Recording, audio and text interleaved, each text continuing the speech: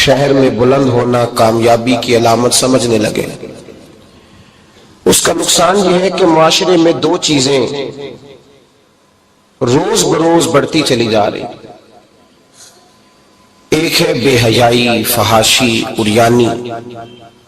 روز ایک نیا دروازہ کھلتا ہے، اس کا روز نیا دروازہ کھلتا ہے۔ اب تو ایک نیا لیبل لگ گیا ہے کہ سارا سال گانا باجا کرو، معاذ اللہ جو تمہارے من کی مرضی ہو وہ کرو، اور جب رمضان آئے تو کچھ چند پرچوں پہ حدیثیں لکھ کے ٹی وی پہ بیٹھ جاؤ اور لوگوں کو بتاؤ کہ اسلام شاید وہ والا مذہب ہے جو کہتا ہے سارا سال مرضی کرے، رمضان آئے تو حدیث پڑھنی شروع کر دے، اور یکم رمضان سے 29 تک دوپٹہ سر پہ رکھو، اور جب عید والا دن آئے تو اتار دو۔ ہمارا یہ دعویٰ نہیں ہے کہ دین کا کوئی ٹھیکیدار ہے، ہم کہتے ہیں ضرور دین سکھائے، ہر آدمی کو اپنا حصہ ملانا چاہیے۔ تنے تنہا کوئی آدمی کوئی جماعت دین کا کام نہیں کر سکتی، لیکن دینداری صرف رمضان میں نہیں ہوتی، دینداری سارا سال ہوتی ہے۔ اب لوگوں نے دین کو جزوی طور پہ لینا شروع کر لیا ہے، کلی طور پہ لوگ دین کو نہیں اپناتے۔ شادی کے پروگرام منگنی سے لے کر بارات کے بیٹھنے تک سارے کام غیر شرعی ہوتے ہیں، مرد عورت کا اختلاط ہوتا ہے۔ سب سے بری رسم وہ ہے کہ جب جوان لڑکیاں ہاتھوں میں پھول لے کے دولہے اور اس کے دوستوں پر پھول پھینکتی ہیں، باقی ہر آدمی ڈرائنگ روم میں بیٹھتا ہے، ویڈیو والوں کو اجازت ہوتی ہے کہ وہ گھر کے ہر کونے تک پہنچ سکتا ہے۔ سارے کام غیر شرعی ہوتے ہیں اور جزوی طور پر دین پہ عمل ہوتا ہے۔ نکاح کا وقت آتا ہے تو کہتا ہے چپ کر جاؤ تھوڑی دیر کے لیے، بینڈ باجا بند کرو، ہم مسلمان ہو گئے۔ مولوی صاحب نکاح کے لیے تشریف لاتے ہیں، بیچارے چھپے بیٹھے ہوتے ہیں کسی کونے میں، چند کلمے پڑھا کے جب دعا کر کے چہرے پہ ہاتھ پورا نہیں پھیرتے تو پھر وہی تماشا شروع ہو جاتا ہے۔ جزوی طور پر لوگ دین پہ عمل کرتے ہیں۔ میرا رب فرماتا ہے یا ایھا الذین آمنوا اتقوا اللہ حق تقاتہ، اے ایمان والو رب سے ڈرو، اتنا ڈرو کہ جتنا ڈرنے کا حق ہے۔ وَلَا تَمُوتُنَّ إِلَّا وَأَنْتُمْ مُسْلِمُونَ، اور فرمایا یہ نہ ہو کہ تم مسجد میں مسلمان ہو اور بازار میں نہ ہو، اور ایسا نہیں ہونا چاہیے کہ جب تو تم زندہ ہو تو مسلمان ہو اور صبح مسلمان ہو تو معاذ اللہ شام کو کافر ہو، ایسا نہ ہو۔ فرمایا تم نے کلمہ پڑھا ہے تو میرے محبوب کے غلاموں مرتے دم تک مسلمان ہی رہنا، اب مرتے دم تک مسلمان رہنا، دیکھنا دامن دین تمہارے ہاتھ سے چھوٹ نہ جائے۔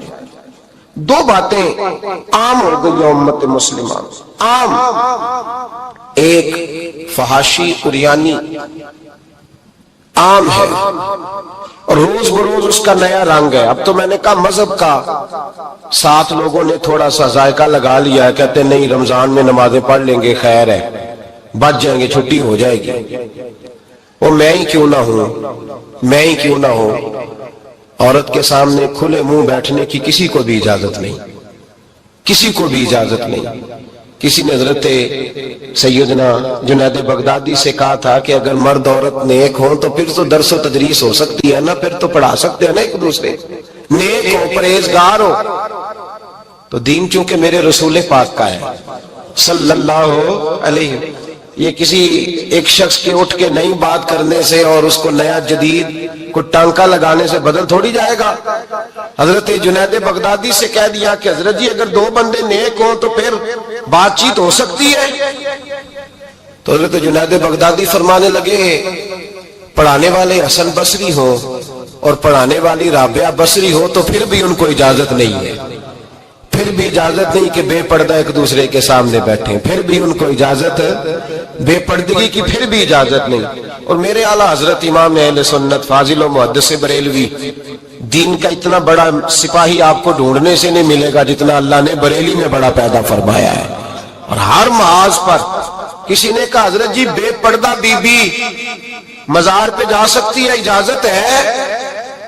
تو کلم ہے بریلی کے بادشاہ کا، اور رضا کے نیزے کی مار ہے کہ عدو کے سینے میں غار ہے۔ کیا فرماتے اعلیٰ حضرت؟ آپ فرماتے کیا پوچھا تم نے، بے پردہ عورت مزار پہ پیر کے پاس جا سکتی ہے؟ میں یہ نہ پوچھو، احمد رضا سے یہ پوچھو کہ جائے گی تو لعنتیں کتنی برسیں گی، یہ والا سوال پوچھو۔ عام ہے بے پردگی، عام، کھلے عام۔ اور میرے بھائی، لوگ کہتے ہیں جدید ہونا چاہیے، یاد رکھو اسلام فقط گناہ سے منع نہیں کرتا، اسلام وہ دروازہ ہی بند کرتا ہے جس رستے سے گناہ ہو سکتا ہے، وہ دروازہ ہی بند ہے۔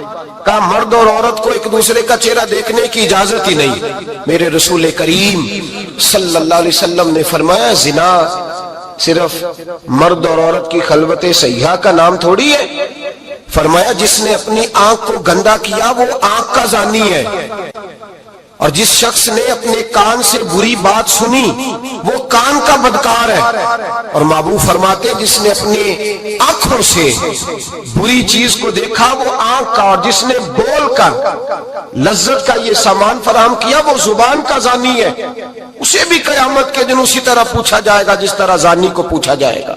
میرے بھائی، امت مسلمہ کا وقار میرے رسول کریم علیہ السلام کے غلاموں کے دلوں میں شرم و حیا بھر دیا گیا۔ علامہ واقدی کہتے ہیں حضرت سعد بن ابی وقاص نے مدائن فتح کیا۔ مدائن کا ایک شہر تھا، اس کی بڑی بڑی اونچی بلڈنگیں تھیں، جو آدمی بھی جاتا تھا وہ سب سے پہلے جس شہر کی کوئی چیز معروف ہوتی ہے لوگ اس کو دیکھتے ہیں۔ اونچی اونچی بلڈنگیں تھیں، سب سے زیادہ اس شہر کے لوگوں نے اونچے مکانات اور زیادہ تعمیرات کر رکھی تھی۔ حضرت سعد بن ابی وقاص لشکر لے کے گزرے تو لشکر میں بوڑھے لوگ نہیں ہوتے، جوان لوگ ہوتے، توانا لوگ ہوتے، اور بڑے جیدار سپاہی تھے۔ 10,000 صحابہ کی جماعت تھی، حضرت سعد بن ابی وقاص امیر لشکر تھے۔ اب عیسائیوں نے ایک چال چلی، انہوں نے کہا مسلمان جب بازار سے گزریں گے لڑائی تو ہم ان کے ساتھ لڑ نہیں سکے، ہم وہ والا طریقہ اختیار کرتے ہیں کہ مسلمان قابو میں آ جائیں گے، ہم عورت کو بطور تیر کے استعمال کرتے ہیں، ہم اس کو بطور جال کے پھینکتے ہیں۔ کیا کیا؟ عورتوں کے ہاتھوں میں پھول دیے، پلیٹیں پکڑائیں، بلڈنگوں کی چھتوں پہ کھڑا کر دیا، فرمایا تم ان پر پھول پھینکنا، اگر 2-4 سپاہی بھی ہم اپنے قابو میں کرنے میں کامیاب ہو گئے تو درار تو پڑ گئی نا، تم ان پر پھول پھینکنا۔ یہ دیکھیں رسم چلی کہاں سے، ہم نے اپنا لی ہے، چلی کہاں سے، اور ہم نے اس کو اخذ کر لیا، رواج بن گیا۔ حضرت سعد بن ابی وقاص رضی اللہ تعالیٰ عنہ جب اس بازار سے گزرے تو آگے آگے امیر لشکر کا گھوڑا تھا، پیچھے 10,000 صحابہ گھوڑوں پہ بیٹھے ہیں۔ حضرت سعد بن ابی وقاص سے نظر اٹھا کے دیکھا تو عورتیں تو کھڑی ہیں پھول لیے، کفر کی چال کو سمجھ گئے کہ یہ بے حیائی کا جال پھینک کے ملت کے جوانوں کے دلوں سے غیرت ایمانی چھیننا چاہتے ہیں، یہ مسلمانوں کے دلوں سے تقوی کی روشنی چھیننا چاہتے ہیں، یہ قرآن پاک کا سرور اور عبادت کا نور چھیننا چاہتے ہیں، یہ بے حیائی کا کلک لگا کے ان کے دلوں سے رسول اللہ کا درود چھیننا چاہتے ہیں، یہ محبت رسول کے سوتے خشک کرنا چاہتے ہیں۔ جب دیکھا تو فوری طور پہ گھوڑے پہ چڑھے اور جناب سعد نے قرآن پڑھنا شروع کر دیا۔ وَقُلْ لِلْمُؤْمِنِينَ يَغُضُّوا مِنْ أَبْصَارِهِمْ، کہا مومنو تمہارے رب نے تمہارے نبی کی زبان سے تمہیں حکم دیا ہے کہ تم نے نظریں نیچی رکھنی ہے۔ جب حضرت سعد بن ابی وقاص نے آیت پڑھی تو صحابہ کہتے ہیں ہمیں یوں لگا کہ جیسے ابھی آیت نازل ہو رہی ہے اور سیدھی دلوں سے ٹکرا رہی ہے۔ 10,000 کا لشکر گزر گیا، عورتیں پھول پھینکتی رہیں، لیکن کسی ایک صحابی نے بھی نظر اٹھا کے نہیں دیکھا۔ جب لشکر گزرا تو ان بیبیوں نے پلیٹیں پھینکی اور کہنے لگی عیسائیوں تم کتنے نالائق اور کس قدر بڑے تم بد تہذیب ہو کہ اپنی عورتیں استعمال کرتے ہو لوگوں کو قابو کرنے کے لیے، کس قدر تم زیادہ غیرت سے گرے ہوئے ہو، اور یہ کتنا اعلیٰ طبقہ ہے کہ ہم دادے توجہ دیتی رہی، انہوں نے پلٹ کے نہیں دیکھا، کہنے لگے تم جھوٹے ہو، اور جس رسول کے غلام اتنے اعلیٰ درجے کے پائے کے حیا والے ہیں وہ نبی کی نشان والا ہوگا۔ بیبیوں نے کلمہ پڑھنا شروع کر دیا۔ بھائی یاد رکھیں یہ جو آج جگہ جگہ مسلمانوں کے خلاف کفر کی سازش ہے، میری ملت کا جوان روز رات کو 10 میسج ٹائپ کرتا ہے، یہ روز رات کو 20 نمبر اپنے موبائل پہ رکھتا ہے اور فخر کے ساتھ بیان کرتا ہے، اور بڑی تکلیف کے ساتھ بات کہنی پڑتی ہے کہ اس کے ابا جی کو بھی پتا ہے کہ بچے کے موبائل میں نمبر ہیں، اس کے گھر والوں کو بھی پتا ہے، اور لوگ ہیں کہ اس کو ایک شغل سمجھ کے، ایک چھوٹا سا بچے کا شوق سمجھ کے اس کو درگزر کر رہے ہیں۔ تجھے پتا نہیں کہ جب انسان کی یہ سوچ ہوتی ہے، جب اس کا یہ نظریہ ہوتا ہے تو ایمانی قوتیں کتنی زائل ہوتی ہیں۔ جب نوجوان کی نظر کے اندر عیب پیدا ہوتا ہے تو پھر اس سے نماز کی لذت جاتی رہتی ہے، قرآن پاک کا ذائقہ جاتا رہتا ہے، درود پاک کا ذائقہ جاتا رہتا ہے۔ اٹھائیے مسند امام احمد بن حنبل، میرے رسول کریم صلی اللہ علیہ وسلم کی بارگاہ میں صحابی نے آ کے عرض کی، یا رسول اللہ میں بڑی اچھے طریقے سے وضو کرتا ہوں، ٹائم نکال کے مسجد آتا ہوں، حضور میں پابندی سے پڑھنے کی کوشش کرتا ہوں، لیکن اے معصوم آمنہ، یا رسول اللہ میرا نماز میں دل نہیں لگتا، حضور میری طبیعت نہیں جمتی، میرا دوڑ جانے کو دل کرتا ہے، کوئی نسخہ بتلائیے۔ محبوب نے فرمایا تو اپنی نظر کو پاک کر لے، تیرے نبی کا وعدہ ہے تیرا نماز میں دل لگنا شروع ہو جائے گا۔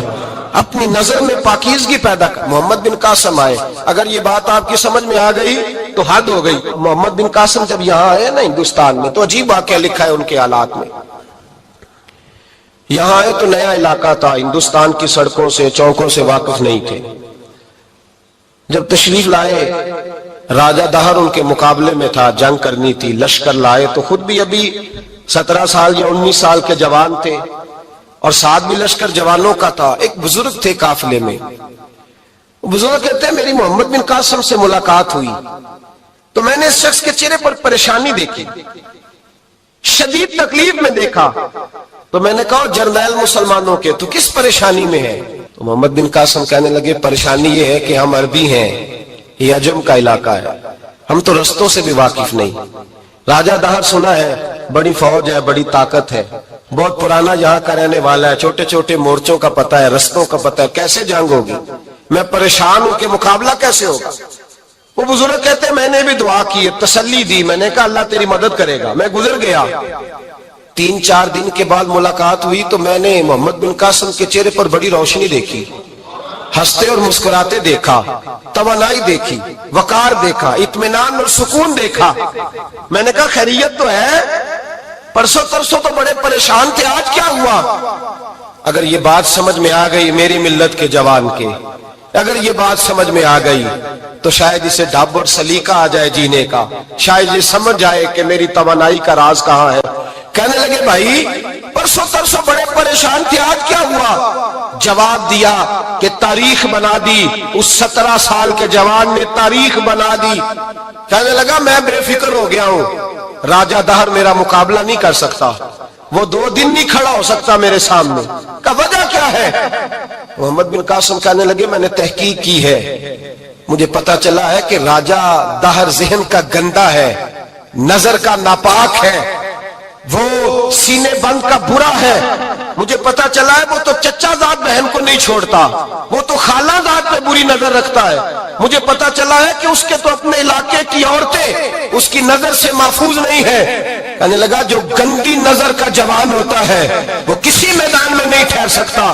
کہنے لگا میری 17 اور 19 سال کی جوانی ہے، مجھے قسم ہے گنبد خضرا کی، میں نے جب بھی دیکھا ہے یا مصطفیٰ کا درود دیکھا ہے یا رسول اللہ پہ نازل ہونے والا قرآن دیکھا ہے۔ میرا مقابلہ کیسے کرے گا؟ میرے مقابلے میں کیسے آئے گا؟ جو نظر کا گندا ہو، کردار کا ناپاک ہو، وہ کسی کے مقابلے میں آ سکتا؟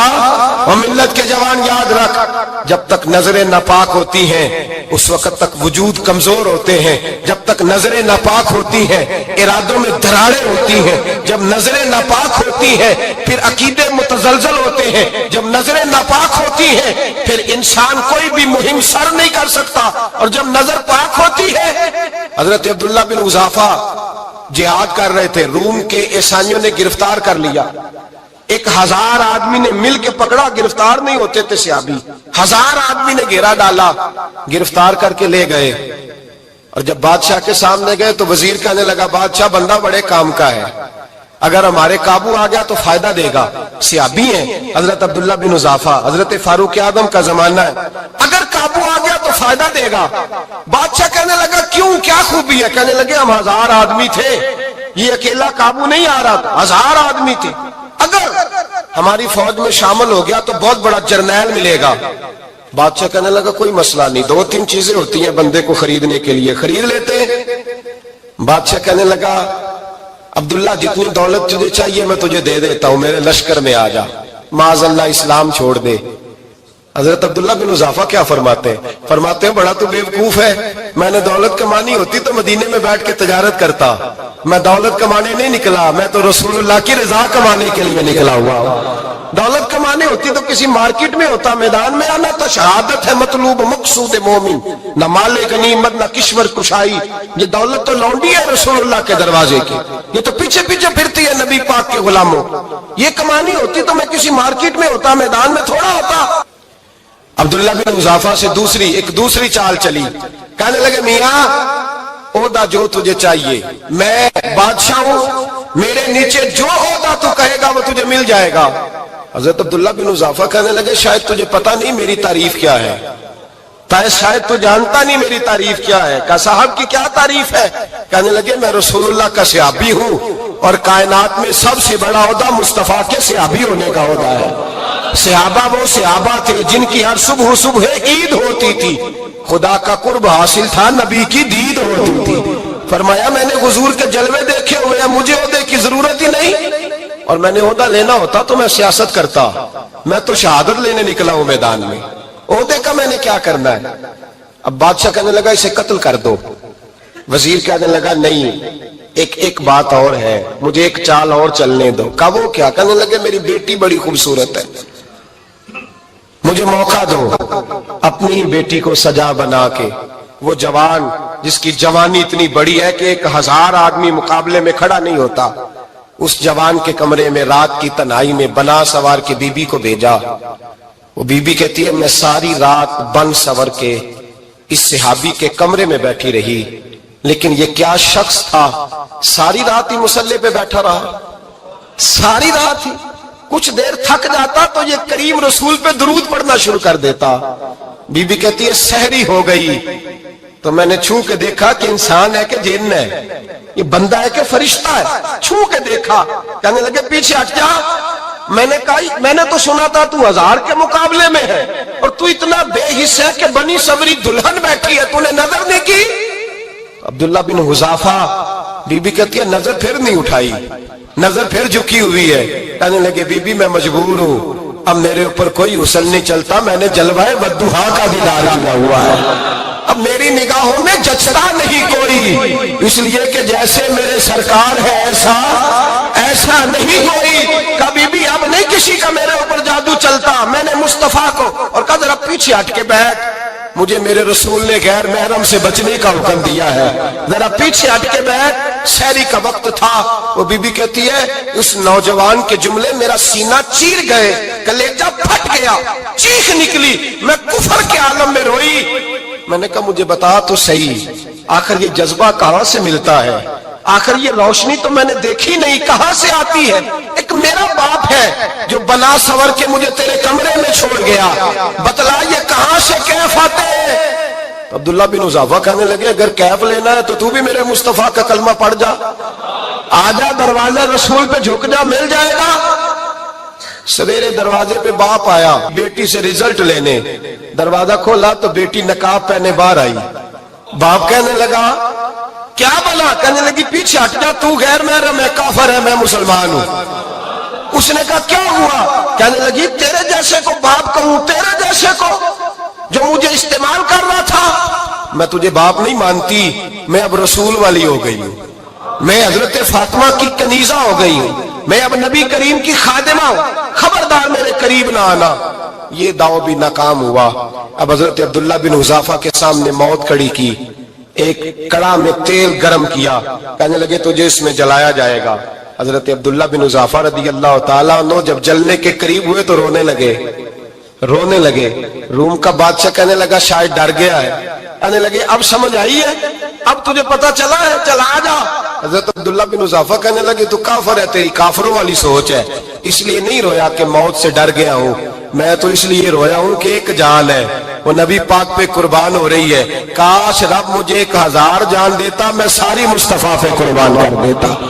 فاضل بریلوی فرماتے ہیں کرو تیرے نام پہ جاں فدا، نہ بس ایک جاں دو جہاں فدا، اور میرا دو جہاں سے بھی نہیں جی بھرا، میں کروں کیا کہ کروڑوں جہاں نہیں۔ اور میاں صاحب فرماتے ہیں کچا رنگ للاری والا جیڑا چڑھدا لیندا رہندا، اے عشق تیرے دا رنگ محمد چڑھ جائے پھر نہیں لیندا، عشق تیرے دا رنگ محمد چڑھ جائے پھر اے نہیں لیندا۔ میرے بھائی وہ روم کا بادشاہ کہنے لگا دنیا میں نے بھی بڑی دیکھی ہے، پر جیسے پاک صاف مصطفیٰ کے غلام دیکھے ایسا میں نے کوئی نہیں دیکھا۔ او بھائیو، نظر پاک ہو، روح پاک ہو، مزاج پاک ہو، پھر انسان بڑے بڑے کام کرتا، پھر وہ مہمات کو سر کرتا، پھر وہ صرف ایک گھر کے لیے نہیں، وہ ملت کے لیے فائدہ مند ہوتا ہے، پھر وہ گھرانوں کو لے کر چلتا ہے، پھر وہ بڑے بڑے معاشرے تشکیل دیتا ہے۔ میرے رسول کریم صلی اللہ علیہ وسلم نے پاک صاف ذہن کے لوگ تیار کیے۔ حضرت مرثد فرماتے ہیں میں ایک عورت پہ عاشق تھا، جب کلمہ پڑھا نبی پاک نے میری پشت پہ ہاتھ پھیرا، میں نے کہا حضور کوئی نصیحت؟ نبی پاک نے فرمایا نظر کو پاک رکھنا۔ آپ فرماتے ہیں عورتیں میرے پیچھے بھاگا کرتی تھیں اور مجھے کہا کرتی تھی اب تو دیکھتا کیوں نہیں؟ تو میں نے کہا پتا مجھے بھی نہیں، مصطفیٰ کی ایک نظر ہوئی ہے رب نے سارے محل کو چہل دور فرما دیے، سارا کچھ ہی بدل گیا۔ ملت کے جوانوں یاد رکھو، یاد رکھو اس بات کو، یہ پاکیزگی یہ نظر، یہ پاکیزگی یہ مزاج، یہ انسان سے بڑے کام کرا لیتی ہے۔ اور اگر تیری نظر ناپاک رہتی ہے پھر تو کچھ نہیں کر سکتا، پھر تیری زندگی ایک ایسے قید خانے میں قید ہو گئی ہے جو تجھے دو قدم بھی نہیں چلنے دے گی۔ سب سے پہلے مزاج کی پاکیزگی، اور دوسرا اصلاح معاشرہ کے لیے اہم درس یہ ہے اپنے آپ کو پاک صاف رکھیں، ذہنی طور پر، نظریاتی طور پر۔ اور دوسرا درس یہ ہے میرے بھائی ظلم اور زیادتی سے بچیں، پاک صاف رہ کے وقت شروع کریں، اور کسی جگہ بھی کوئی زیادتی کوئی ظلم، میرے نبی کریم صلی اللہ علیہ وسلم کے مزاج کو اگر آپ دیکھیں گے نا، ہمارے معاشرے میں آج سب سے زیادہ زیادتی پتہ کون سی ہوتی ہے؟ لوگ عزتیں پامال کرتے ہیں، بدگمانیاں کرتے ہیں۔ ابو جہل یہ کام کرتا تھا کہ وہ نبی پاک صلی اللہ علیہ وسلم پر، صحابہ پر معاذ اللہ شخصی اعتراضات کرتا تھا، شخصی۔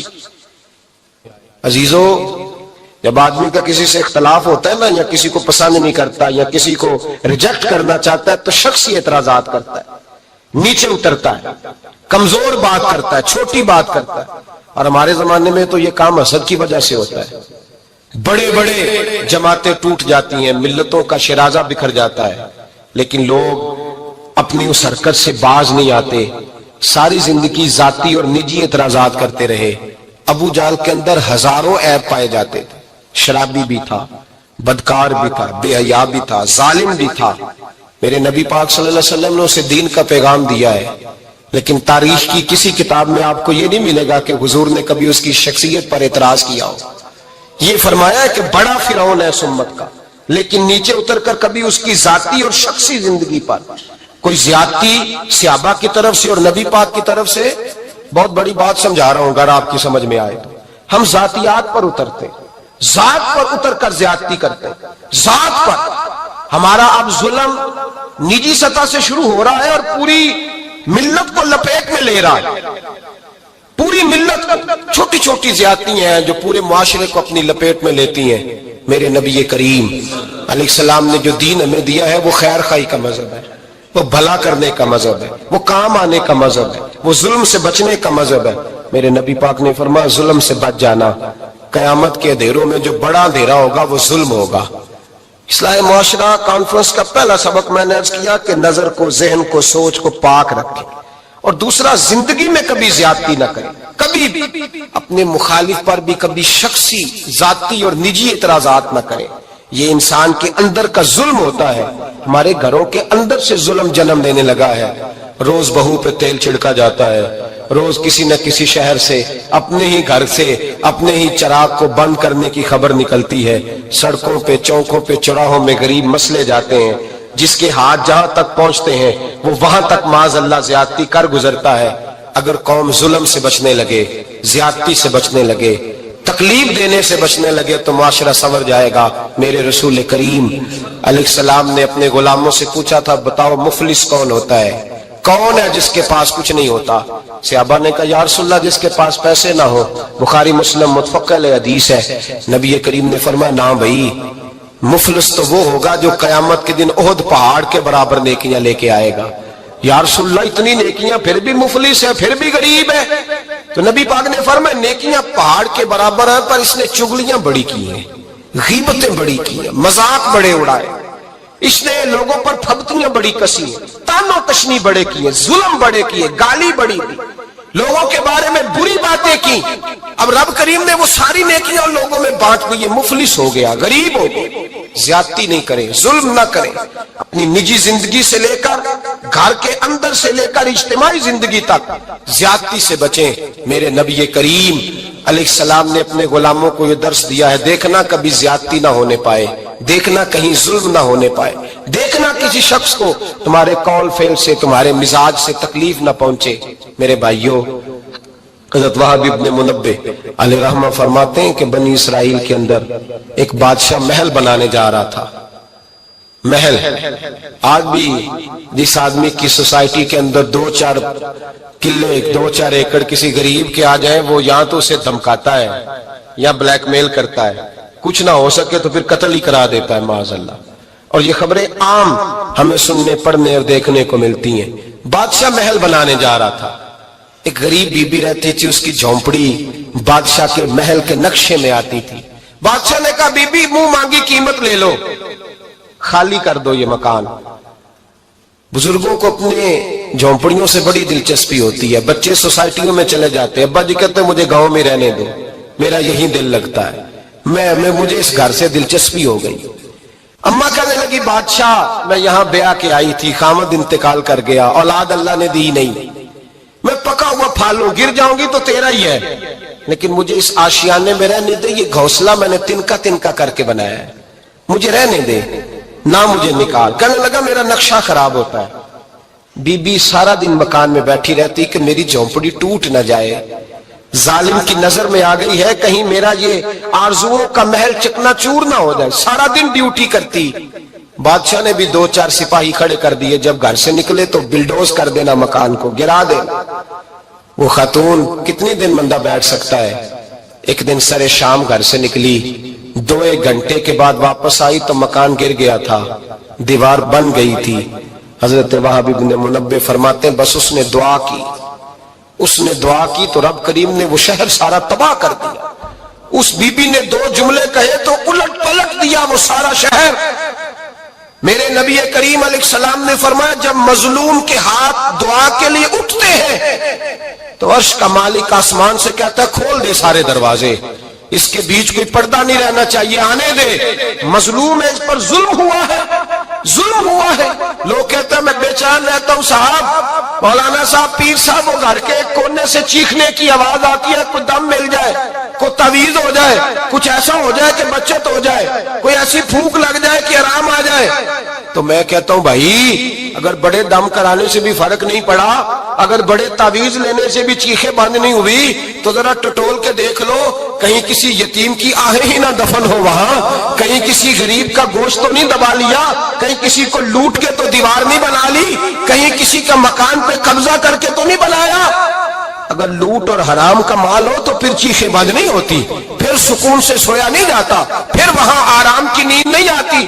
حضرت وہب ابن منبہ فرماتے ہیں بی بی آئی اور آ کر کے اس نے جب دیکھا میرا گھر ٹوٹ گیا ہے، محل ٹوٹ گیا ہے، حالات بدل گئے ہیں، تو وہ خاتون آتی ہے اور میرے بھائی دعا کی تو اس نے انداز ہی بدل کے رکھ دیے۔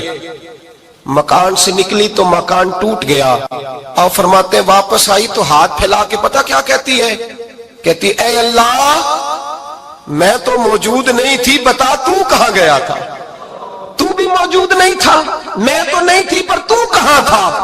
بس رب کریم نے حضرت جبریل کو حکم دیا، فرمایا یہ بستی الٹ دو، ساری تباہ کر دو، یہ لوگ نہیں رہنے چاہیے، جو ظلم تو سہتے ہیں بغاوت نہیں کرتے، نہیں رہنے چاہیے۔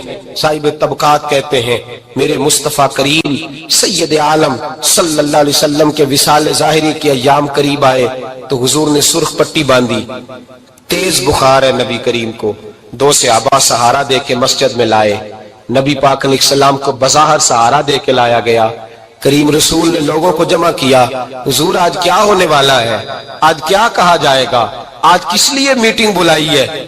نبی کریم کے کل صحابہ جب مسجد میں جمع ہوئے تو کھچا کھچ مسجد بھری ہے۔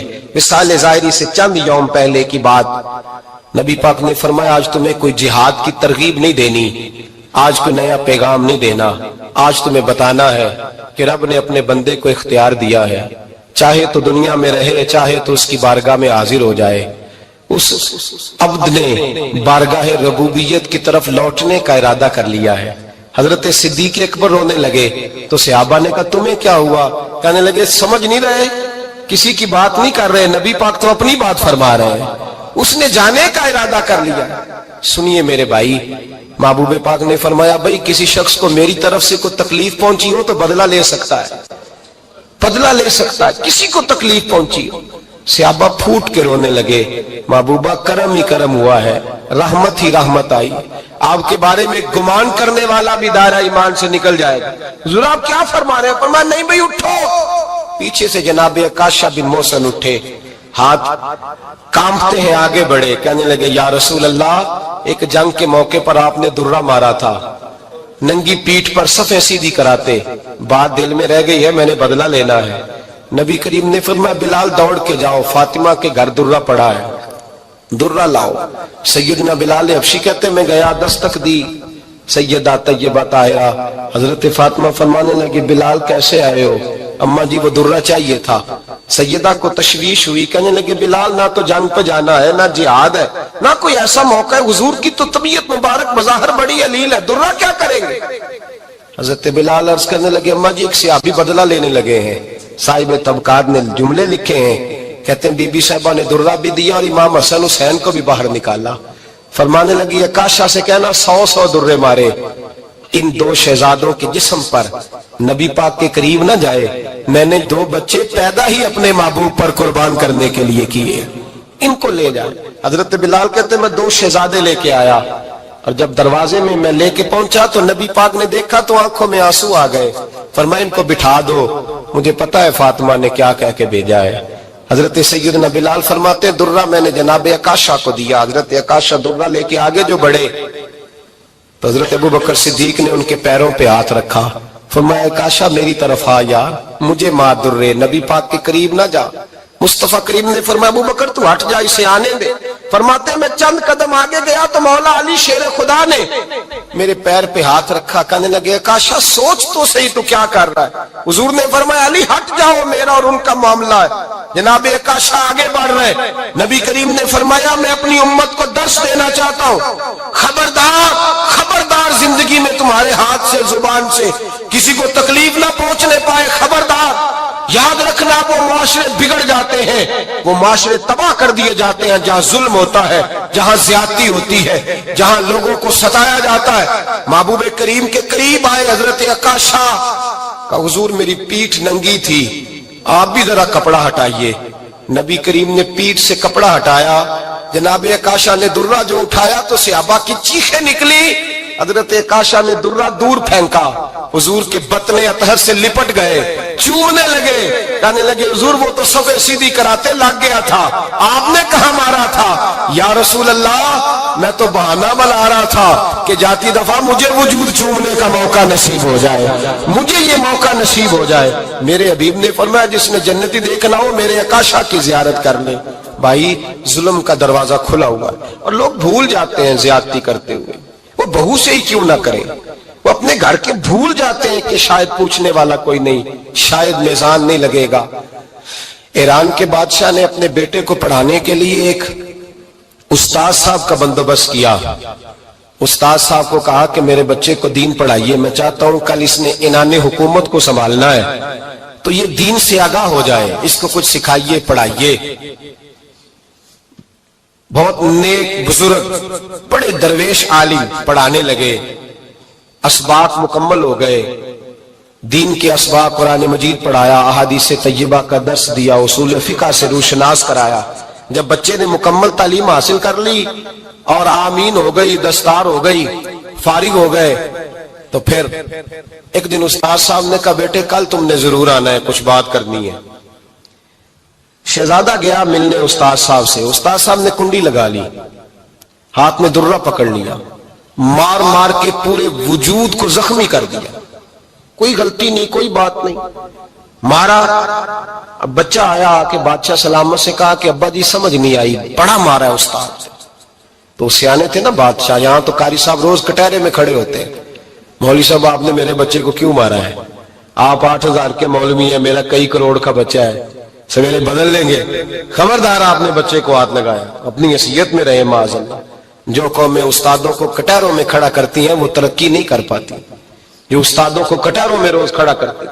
कहा अब्बा जी बड़ा मारा है, तो वालिद बड़े समझदार थे, कहने लगे बेटा उस्ताद बाप होता है, वो ज्यादती नहीं करता, कोई बात होगी, मैं तेरे उस्ताद को कटहरे में नहीं बुलाऊंगा। अम्मा से बात की, अम्मा कहने लगी बेटा मैं तेरे बाप से कैसे बात करूं, डर आता। वक्त गुजर गया, 22 साल बीत गए, 22 साल गुजर गए, बादशाह का इंतकाल हुआ, शहजादा तख्त पे बैठा, पहला हुक्म ये दिया कि मेरे उस्ताद को बुलाओ, पहला हुक्म। उस्ताद जी बूढ़े हो गए थे, छड़ी के ऊपर टेक लगा के आए और भवें सफेद होके झुक गई थी, यूं आंख खोल के बड़ी मुश्किल से देखा, कहने लगे शहजादे हो कम हो। कम मैं शहजादा नहीं, अब मैं बादशाह बन गया हूं।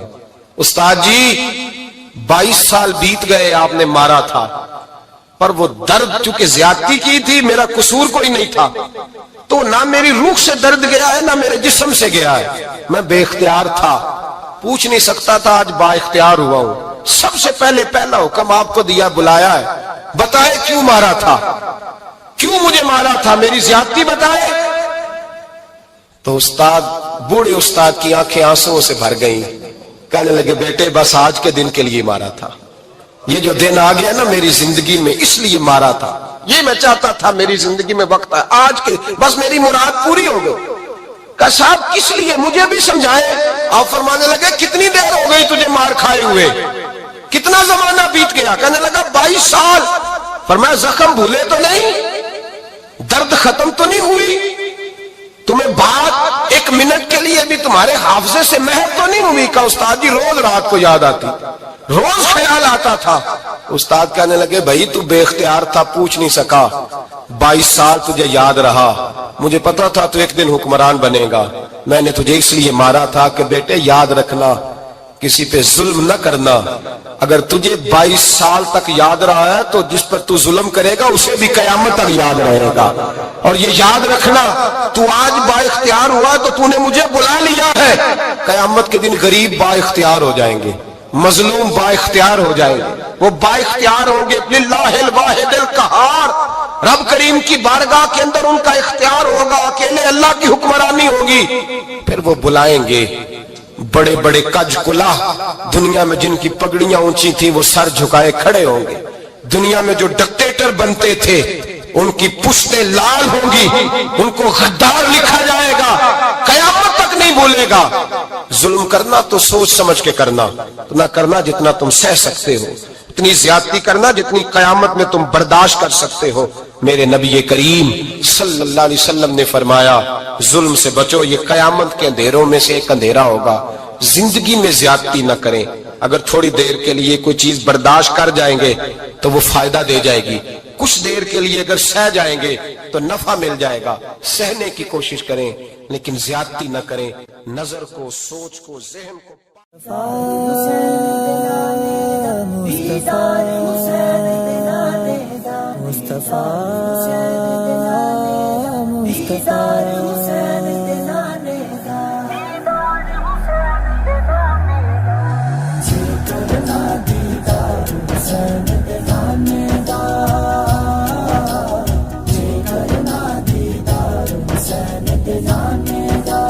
हो जाया शिक यार हुसैन दे नाने दा।